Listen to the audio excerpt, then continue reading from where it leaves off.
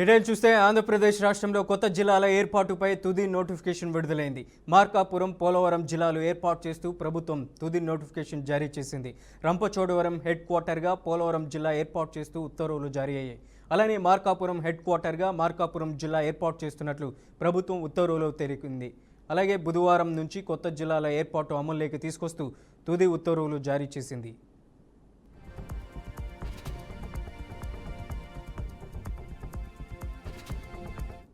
కొత్త జిల్లాల ఏర్పాటుతో ఆంధ్రప్రదేశ్ రాష్ట్రంలో మొత్తం జిల్లాల సంఖ్య 26 నుంచి 28కి పెరిగింది. అన్నమయ్య జిల్లా హెడ్ క్వార్టర్ను రాయచోటి నుంచి మదనపల్లికి మార్చుతూ తుది నోటిఫికేషన్ విడుదల చేసింది. రాష్ట్రంలో కొత్తగా 5 రెవెన్యూ డివిజన్లు ఏర్పాటు చేస్తూ అలానే పలు రెవెన్యూ డివిజన్లు, మండలాలు, సరిహద్దులు మార్పులు చేస్తూ తుది నోటిఫికేషన్లు జారీ అయ్యాయి. రేపటి నుంచే సరిహద్దుల మార్పులు అమల్లోకి వస్తున్నట్లు ప్రభుత్వం ఉత్తర్వుల్లో తెలిపింది. వైకుంఠ ఏకాదశి పర్వదినాన్ని పురస్కరించుకొని తెలుగు రాష్ట్రాల్లోని ప్రముఖ ఆలయాలని భక్తులతో కిటకిటలాడుతున్నాయి. కాగా మహావిష్ణువును వైకుంఠ ద్వారం దర్శనం చేసుకుంటే మోక్ష ప్రాప్తి కలుగుతుందని లక్షలాది మంది భక్తులు విశ్వసిస్తారు. అందుకే మంగళవారం తెల్లవారుజాము నుంచే భక్తులు పెద్ద సంఖ్యలో ఆలయాలకు తరలివచ్చి విష్ణువును ఉత్తర ద్వార దర్శనం చేసుకుని పరవశించారు. తెలుగు రాష్ట్రాల్లో ప్రముఖ విష్ణు ఆలయాలన్నీ హరినామ స్మరణంతో మారిమోగాయి.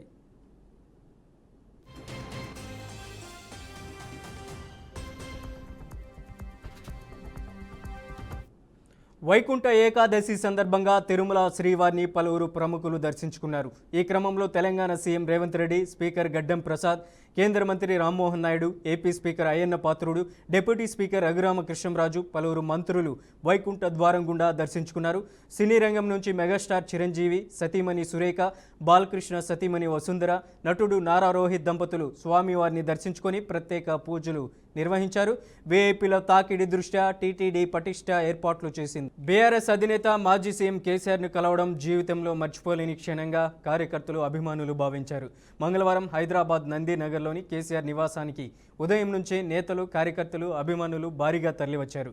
దాదాపు 4 గంటల పాటు వారికి గులాబీబాస్ సమయం కేటాయించి 1000కి పైగా ఫోటోలు దిగారు. దీంతో నందినగర్ పరిసరాలు కార్యకర్తలతో సందడిగా మారింది.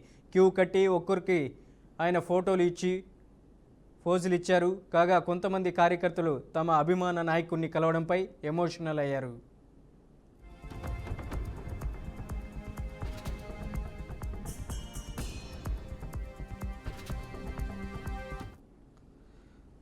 తెలంగాణలో శాంతి భద్రతలు పూర్తిగా అదుపులో ఉన్నాయని డీజీపీ శివధర్ రెడ్డి తెలిపారు. గతేడాదితో పోలిస్తే రాష్ట్రంలో ఈ ఏడాది నేరాల సంఖ్య 2.33% తగ్గిందని వెల్లడించారు.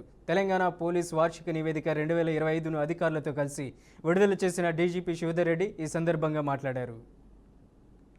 జరిగేటువంటి మేజర్ ఫెస్టివల్స్తో పాటుగా ఈ సంవత్సరం మనకు చాలా ముఖ్యమైనటువంటి 2-3 బందోబస్తులు ఈ నెలలో జరిగినాయి. మీకు తెలుసు, ఫ్యూచర్స్ సిటీలో జరిగినటువంటి గ్లోబల్ సమ్మిట్ ఒకటి 2 రోజుల పాటు అంతర్జాతీయ సమ్మిట్ అది పూర్తి సక్సెస్ఫుల్గా ఎక్కడ ఇట్లాంటి చిన్న అవాంతరం లేకుండా కూడా జరుపుకున్నాం.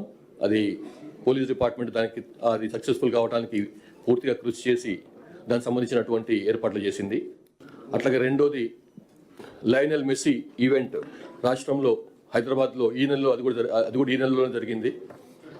దానికి సంబంధించి కూడా ఎక్కడ కూడా ఎట్లాంటి చిన్న సమస్య కూడా లేకుండా చక్కగా బందోబస్తు ఏర్పాటు చేసి దాన్ని కూడా విజయవంతంగా జరుపుకున్నాం. గ్రామ పంచాయతీ ఎలక్షన్స్ అయినాయి. ఆ గ్రామ పంచాయతీ ఎలక్షన్స్ కూడా 3 మలకలు అయినాయి, 3 దశలలో అయినాయి. అవి ఎక్కడ కూడా చిన్న సమస్య లేకుండా పూర్తిగా నిష్పక్షపాతంగా జరిపించినాం. సైబర్ క్రైమ్ సంబంధించి ఇప్పుడు భారతదేశంలోనే కాకుండా మొత్తం ప్రపంచవ్యాప్తంగా కూడా చాలా తీవ్రంగా మారినటువంటి సైబర్ క్రైమ్ విషయంలో మొత్తం 3% తెలంగాణలో సైబర్ క్రైమ్ తగ్గింది. వేరే భారతదేశం మొత్తంలో 41% పెరిగితే 41% పెరిగింది భారతదేశం మొత్తంలో. దాంతో పోలిస్తే తెలంగాణలో 3% తగ్గింది. అది సైబర్ క్రైమ్ బ్యూరో చేస్తున్నటువంటి బాగా గట్టిగా కృషి చేస్తున్న కారణంగా ఇది తగ్గింది. అట్లానే ఫైనాన్షియల్ లాసెస్ 6% తగ్గినాయి. మనకు భారతదేశంలో 6% తగ్గితే తెలంగాణలో 21% తగ్గినాయి. ఈ ఫైనాన్షియల్ లాసెస్ తెలంగాణలో 21% తగ్గినాయి. భారతదేశంలో 6% తగ్గినాయి. అంటే దాంతో అది మీరు చూసుకోవచ్చు మన సైబర్ క్రైమ్ బ్యూరో కానీ తెలంగాణ పోలీసులు కానీ చేస్తున్న కృషి ఎట్లా ఉందో. రాష్ట్రంలో లాస్ట్ ఇయర్తో పోలిస్తే ఈ సంవత్సరం 2.33% క్రైమ్ తగ్గింది.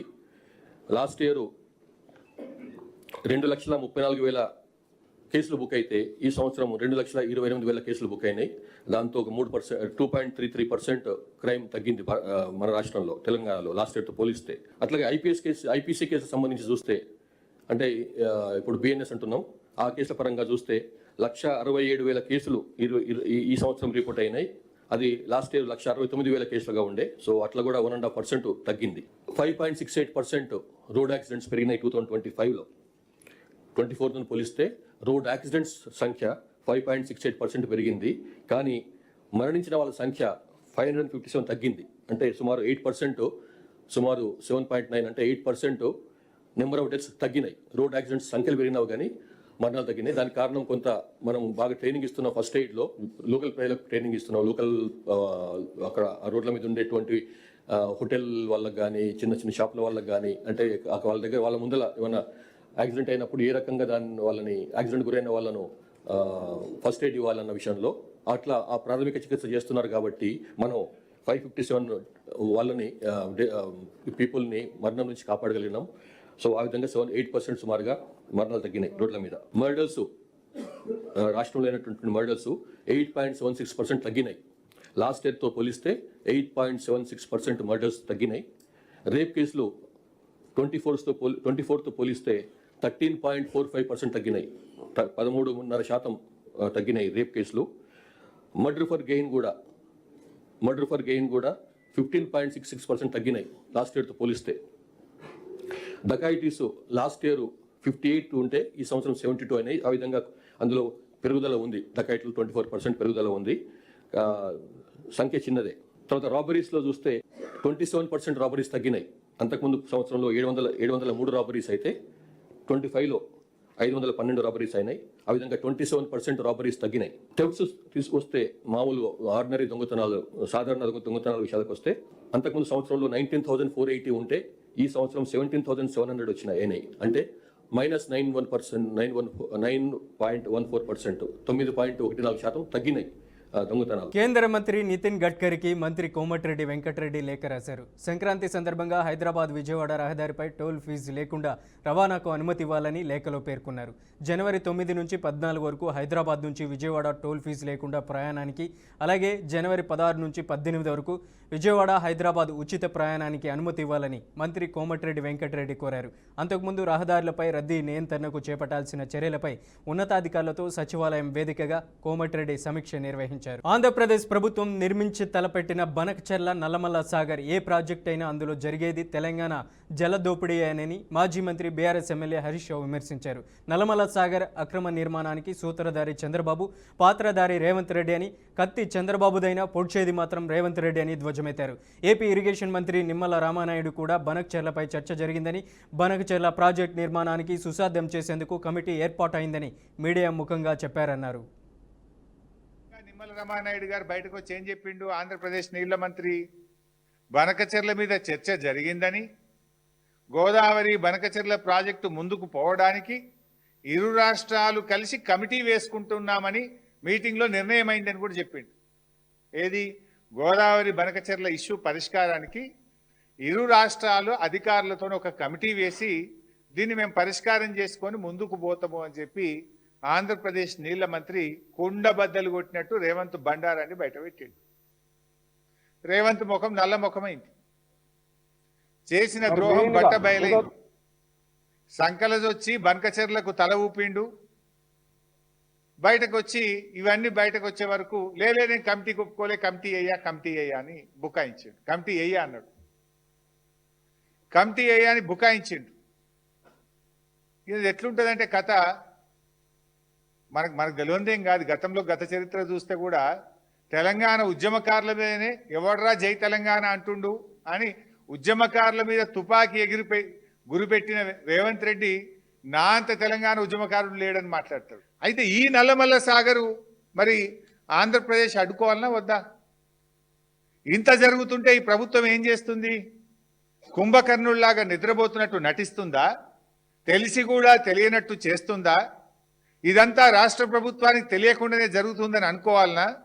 లేదు చంద్రబాబు రేవంత్ రెడ్డి ఇద్దరూ పరస్పర సహకారంతో ముందుకు పోతున్నారని అర్థం చేసుకోవాలనా? ఎందుకంటే ఇంత డేంజర్ పక్కన కర్ణాటక మేల్కొన్నది, మహారాష్ట్ర మేల్కొన్నది, తెలంగాణ ఎందుకు మేల్కొంటలేదు? ఇవాళ ఇంకా డేంజరస్ పాయింట్, ఇవాళ నేను చెప్పాల్సినటువంటి ఇంపార్టెంట్ 2 పాయింట్లు ఇప్పుడు చెప్పబోతా ఉన్నా, కీలకమైనటువంటివి. ఇప్పుడు ఆ రోజు ఢిల్లీ మీటింగ్ పోనన్నాడు, పోయిండు. చర్చ జరగలేదన్నాడు, జరిగింది. ఎజెండాలో లేదన్నాడు, ఎజెండాలో ఉన్నది. కమిటీ వేసిండు చంద్రబాబు నాయుడు. ఇప్పుడు చంద్రబాబు వేసిండంటే ఓకే, అర్థం చేసుకుందాం. మరి రేవంత్ రెడ్డి ఎట్లా ఇస్తాడు కమిటీ? ఇగో ఇది ఆంధ్రప్రదేశ్ గవర్నమెంట్ ఆ రోజు జరిగిన ఎజెండాలో భాగంగా వీళ్ళు కమిటీ వేసి కేంద్ర ప్రభుత్వానికి పేర్లు సూచించిండ్రు. 3 వాళ్ళు 1 2 4 పేర్లతోని ఆంధ్రప్రదేశ్ ప్రభుత్వం గోదావరి బనకచెర్ల ప్రాజెక్టు ముందుకు పోవడానికి 4 పేర్లతో ఇది ఆంధ్రప్రదేశ్ ప్రభుత్వం రాసినటువంటి లెటర్. సరే, ఆంధ్రప్రదేశ్ అంటే వాళ్ళకి నీళ్ళు వస్తాయి కనుక వాళ్ళకు లాభం అయ్యే పని కనుక వాళ్ళు కమిటీ వేసుకుందని అనుకుందాం. చంద్రబాబు నాయుడు గారు 15/12/2025 ఇదే నెలలో 15వ తారీఖు బాబు గారు కమిటీ చేసిండు. వీళ్ళిద్దరు అంతా కూడబదులుకొనే చేస్తారన్నట్టు. ఆయన 15వ తారీఖు రాస్తే వారంకి కరెక్ట్గా 23వ తారీఖు రేవంత్ రెడ్డి రాసిండు. నేను కూడా కమిటీ చేస్తున్నా, మంచిగా నీళ్లు తీసుకుపోండి. ఎవరికి ఈ కమిటీ హెడ్ ఎవరికి ఇచ్చిండు అనుకున్నావు? చంద్రబాబు నాయుడు గారి శిష్యుడు, ఆయన దాసుడు ఆదిత్యనాథ్ దాస్ ను చైర్మన్ గా పెట్టి రేవంత్ రెడ్డి గారు కమిటీ చేసిండ్రు. బనకచెర్ల ప్రాజెక్టుపై బీఆర్ఎస్ నేత హరీష్ రావు చేసిన ఆరోపణలపై మంత్రి ఉత్తమ్ కుమార్ రెడ్డి స్పందించారు. సాగునీటి అంశంపై హరీష్ రావు అబద్ధాలు చెబుతున్నారన్నారు. బనకచెర్ల ప్రాజెక్టుకు వ్యతిరేకంగా తాము పోరాటం చేస్తూనే ఉన్నాం. సుప్రీంకోర్టులో రిట్ పిటిషన్ సైతం ఇప్పటికే దాఖలు చేశాం.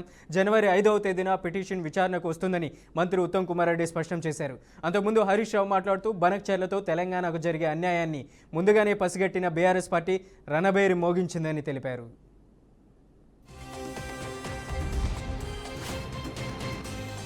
డాక్టర్ బిఆర్ అంబేద్కర్ కోనసీమ జిల్లా పరిధిలోని శంకర్ గుప్తం మేజర్ డ్రైన్ ఆధునీకరణ పనులు ఎట్టకేలకు ప్రారంభమయ్యాయి. మంగళగిరిలోని తన క్యాంప్ కార్యాలయంలో నుంచి వర్చువల్గా పనులను డిప్యూటీ సీఎం పవన్ కళ్యాణ్ ప్రారంభించారు.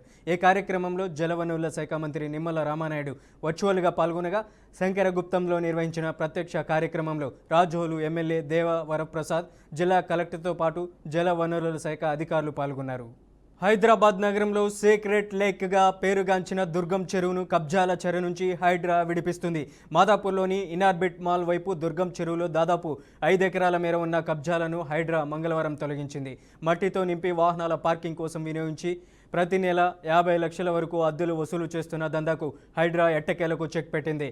అక్కడి వాహనాలను ఖాళీ చేయించి ప్రస్తుతానికి ఫెన్సింగ్ వేసింది. తర్వాత మట్టిని తొలగించేందుకు హైడ్రా చర్యలు తీసుకుంటుంది. అక్కడ బాహాటంగా జరిగిన కబ్జాలపై ప్రజావాణిలో వచ్చిన ఫిర్యాదు మేరకు హైడ్రా కమిషనర్ ఏవి రంగనాథ్ స్పందించారు. క్షేత్రస్థాయిలో సంబంధిత శాఖల అధికారులతో విచారణ చేయమని ఆదేశించారు. ఈ మేరకు పరిశీలించిన హైడ్రా అధికారులు కబ్జాలను నిర్ధారించుకున్నారు. ఏపీలో కూటమి ప్రభుత్వంపై తీవ్ర స్థాయిలో నిప్పులు చెరిగారు మాజీ మంత్రి చెల్లుబోయిన వేణుగోపాలకృష్ణ. బాబు హయాంలో సూపర్ 6 ఎక్కడ అమలవుతుందని మండిపడ్డారు. స్కీములు ఇస్తామని జనాలు మోసం చేశారని మండిపడ్డారు. బాబు గారి పాలనలో 19వ మాసం గొప్పగా స్కీములు ఇస్తానని చెప్పి సూపర్ 6, సూపర్ 7, అలాగే జగన్మోహన్ రెడ్డి గారు అమలు చేసిన ప్రతి స్కీమ్ ని కూడా కొనసాగిస్తానని చెప్పి దగా, మోసం, కుట్ర, ఓట్ల కోసమని మాట్లాడినటువంటి చంద్రబాబు నాయుడు గారు స్కీముల ప్రభుత్వం కాదు, ఇది స్కాముల ప్రభుత్వం అన్నట్టుగా 19 మాసాల్లో ప్రజలకు అర్థమైంది. ఇది స్కీముల ప్రభుత్వం కాదు, స్కాముల ప్రభుత్వం. ప్రతి అంశంలోనూ ఒక స్కామ్. ఆయన చేసిన ప్రతి అంశము రాజధాని నిర్మాణంలో స్కామ్, కాంట్రాక్టర్లకు పెంచి బిడ్లు కన్ఫర్మ్ చేసి కమిషన్లు తీసుకోవడం ప్రపంచం అంతా చూస్తూ ఉంది.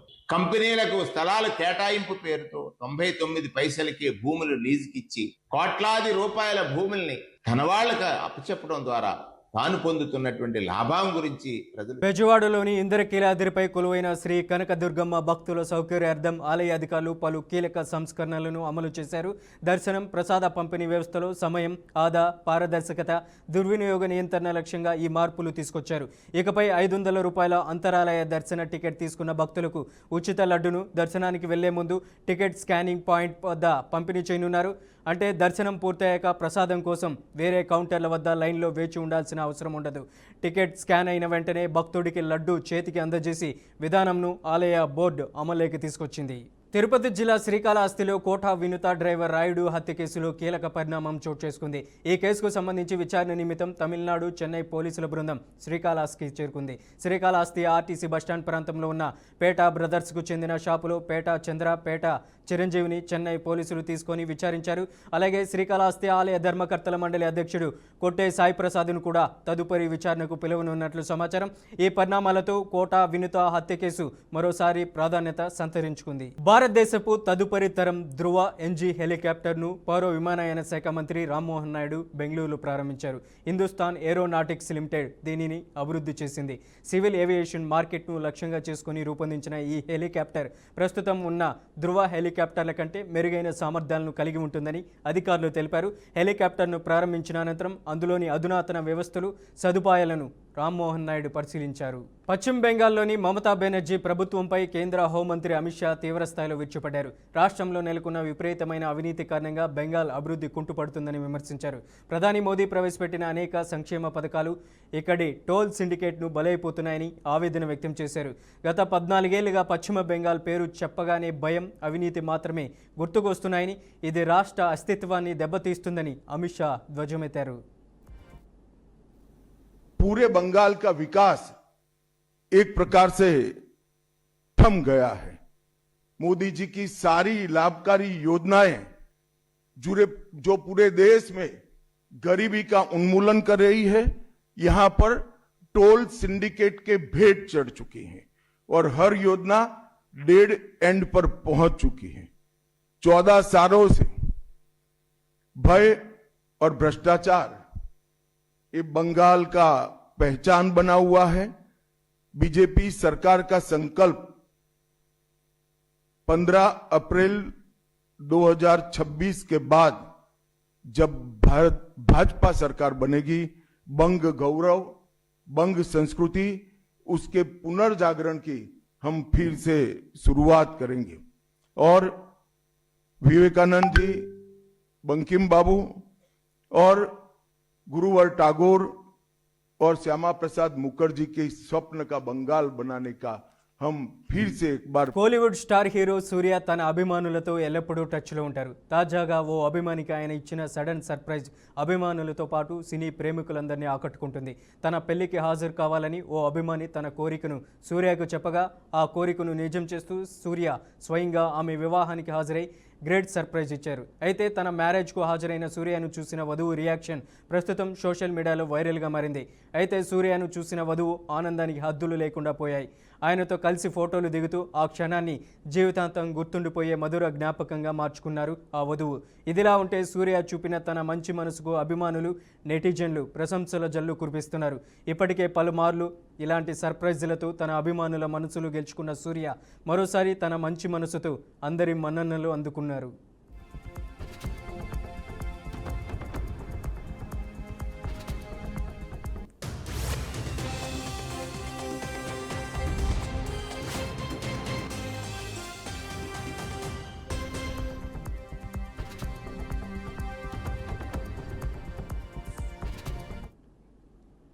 కాంగ్రెస్ జనరల్ సెక్రటరీ ప్రియాంక గాంధీ వాద్రా కుమారుడు రెహాన్ వాద్రా నిశ్చితార్థం జరిగినట్లు వార్తలు వెలువడ్డాయి. 25 ఏళ్ల రెహాన్ తన చిరకాల మిత్రురాలు అవివా బేగ్తో ఢిల్లీలో ప్రైవేట్గా నిశ్చితార్థం చేసుకున్నట్లు తెలుస్తుంది.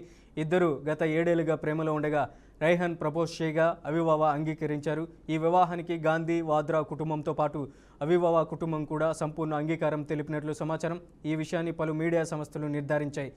వైల్డ్ లైఫ్ ఫోటోగ్రాఫర్, ఆర్టిస్ట్గా గుర్తింపు ఉన్న రెహాన్ ఇప్పటి వరకు లో ప్రొఫైల్ మెయింటెనెన్స్ చూశారు. నిశ్చితార్థం పూర్తి వ్యక్తిగతంగా జరగ్గా అధికారిక ఫోటోలు ఇంకా విడుదల కాలేదని సమాచారం.